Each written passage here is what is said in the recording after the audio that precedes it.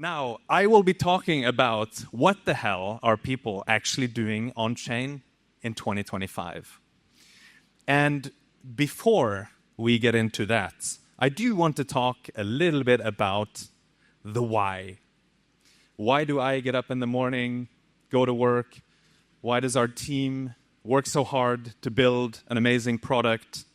And the mission that we have at Nansen is to surface the signal and create winners. The grand master plan behind this is that if we help you as on-chain investors invest in the right things, then you will continue to invest in crypto. You'll fund great infrastructure. You'll fund great products. And together, we make the future of finance become a reality. That is our role. That is the vision that we are working towards. I believe in a world where every asset is on-chain, including uranium, as you just saw now, where billions of people are owners, not like the World Economic Forum says, by the way, that you will own nothing and be happy. You will own something and be happy. And in this future, blockchains are the financial fabric of the world. Now, what are we going to look at today? A couple of topics. I have a short slot. I can't talk about everything that people are doing on-chain, but I want to talk a little bit about stable coins. I want to talk about the chain wars. How are the different chains doing against each other? Who's winning, who's falling behind, and so on. Then I want to touch on what I describe as the meme coin industrial complex. I'll touch on tokenized securities for a moment. And then finally, hyperliquid. This is a slide that is going to make some people very angry. It shows chains and how they are doing. And it is based on two very simple metrics. How big are the chains and how fast are they growing? So up to the left, you will find chains that are emerging. These are chains that maybe are not that big yet, but they're growing very fast. We saw an example with Ronin. Actually, Ronin has fantastic retention of their addresses. And so it is still kind of what you might consider a niche chain focused on gaming, but it has an incredibly engaged user base, and you can verify this on-chain. In the bottom right, maybe this is a quadrant that makes some people upset. You see chains that are big, but they have not grown, or they maybe have even had negative growth. There's a bit of nuance in the case of Ethereum. We will get into that. But in the top right, you have the current leaders. These are chains that have lots of activity. They are big, and they are growing very fast. I think it's probably worth pointing out chains like Solana in this context, and we'll see a couple of examples as we go. Why don't we start with stablecoins? I think this isn't news to people, but stablecoins are very, very popular. They are arguably the number one use case for blockchains at the moment. And if you look over the last 2 years, it's been almost up only. If we would zoom out even more, it's been pretty much up only, even with bad market conditions in crypto. And you can see that we're now well above $200 billion worth of stablecoins on-chain. People really like stablecoins. They are actually useful. They have a purpose, and it's a great way to bring mostly the US dollar around the world. And 2/3 of all stablecoins are Tether. There are a lot of stablecoins out there, but Tether is very, very dominant. And so I saw this meme just earlier in Alex's presentation. Wait, it's all Tether? Always has been. You could even say that Tether is the number one app on Ethereum L1 in the sense that it has a lot of addresses using it. You might not think of a crypto dollar as an app, but I would argue that it is. And if you looked at this about 6 months ago, Uniswap would have been sitting on top, but now Tether has more active addresses that are actually using it. Now, if we look at the capital side of things, because it's not all about active addresses, you also want to look at dollars. Where do these dollars actually go? And one interesting development over the last 6 months or so is that Aave has become the #1 capital product. And I would measure that through TVL, total value locked, how much capital is actually sitting in this protocol. And it has overtaken Lido, which used to be the #1 capital product. It used to have the highest TVL, but now it's Aave. And if we contrast these two products, it's interesting because Aave has a multi-chain strategy and, of course, a multi-asset strategy, whereas Lido is one chain and a one asset. And that's not so good if the asset is not doing too well. So it's not that Aave has grown so much to overtake Lido. It's more that Lido has contracted and Aave has been more resilient. Now, let's talk about this point on Ethereum, because many Ethereum fans will say, well, you're just looking at the L1. If you're looking at Onchain metrics, you need to look at the whole ecosystem of Ethereum, and that includes L2s. And I would say you're absolutely right. And in the last 2 years, we have seen L2s actually grow the pie. Shout out to the website growthepie.xyz. They have great metrics on L2s. But you can see here that the number of daily active addresses has been going up, and the colored section is basically the L2s.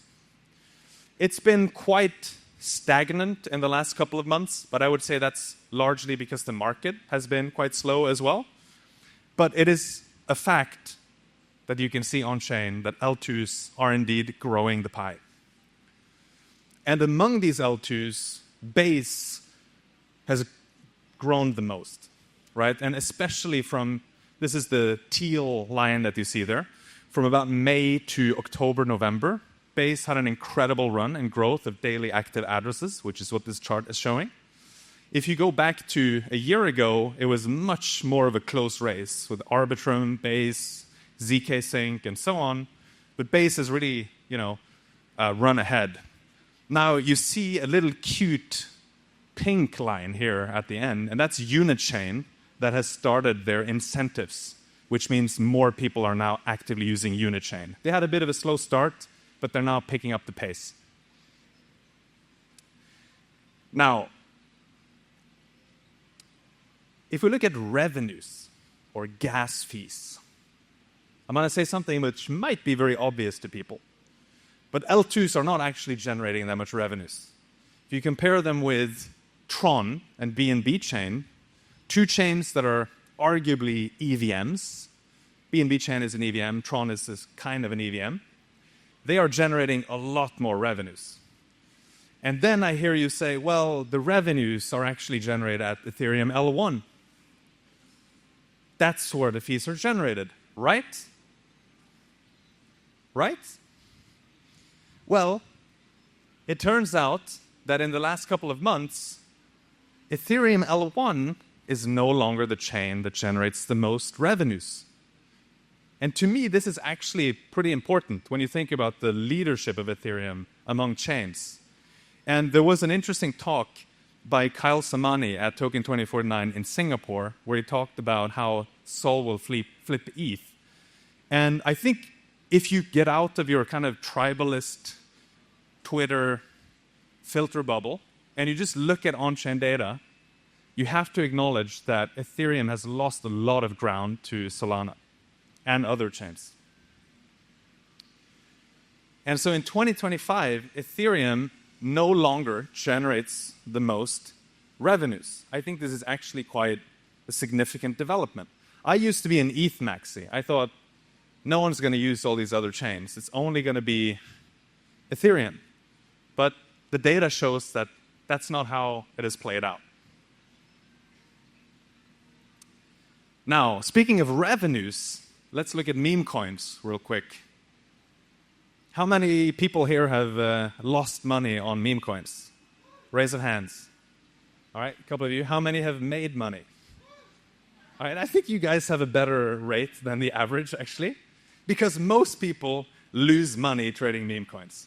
In fact, if we look at one notable example, Libra with Javier Milei, 86% of traders lost money, and they lost $250 million worth of money trading Libra.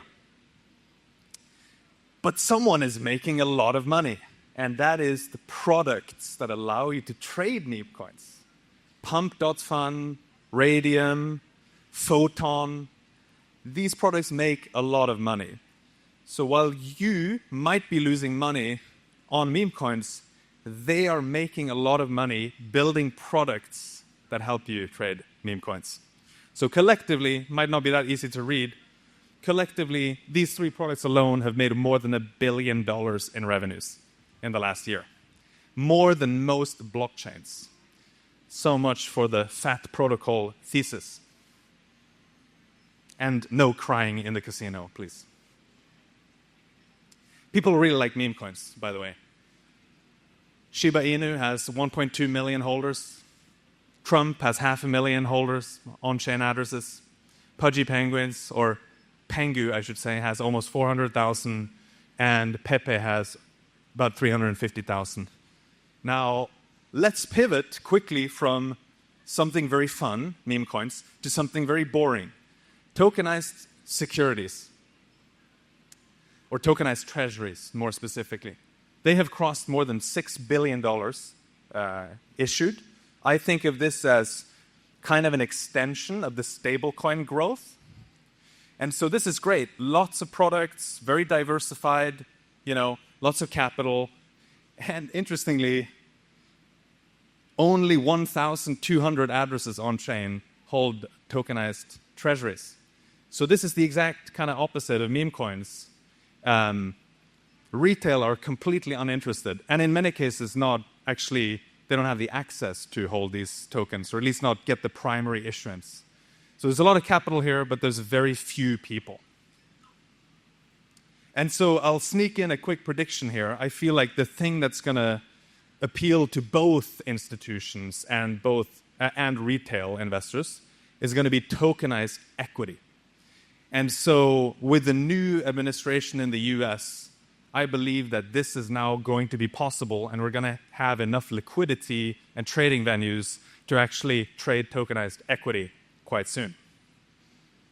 All right, I'll end with Hyperliquid. Hyperliquid is dominant among DEX perps.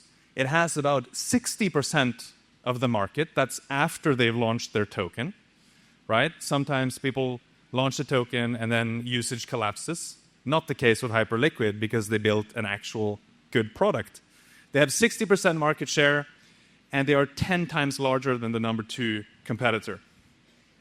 In fact, Hyperliquid does 10% of Binance's perps volume. So this is meaningful, and to me, it represents another trend that trading will increasingly go to DEXs, and DEXs are going to eventually overtake centralized exchanges. All right, let me wrap this up before the heat knocks me out here. The key takeaways. Stablecoins, up only. People love stablecoins. Everybody loves stablecoins. Takeaway number 2. Chain wars are really heating up, and Ethereum no longer is the clear leader if you look at on-chain metrics. The only one I think remaining is TVL. You will make more money building meme coin products than you will by trading meme coins. So that's a pro tip. Tokenized treasuries are growing exponentially, and I believe that tokenized equity is the next big thing. And then finally, Hyperliquid. Thank you very much. I would encourage you all to go to Nansen if you want more on-chain analytics. You can also stake with Nansen. We run validators for a lot of these networks. And enjoy the conference and enjoy Dubai. Thank you very much.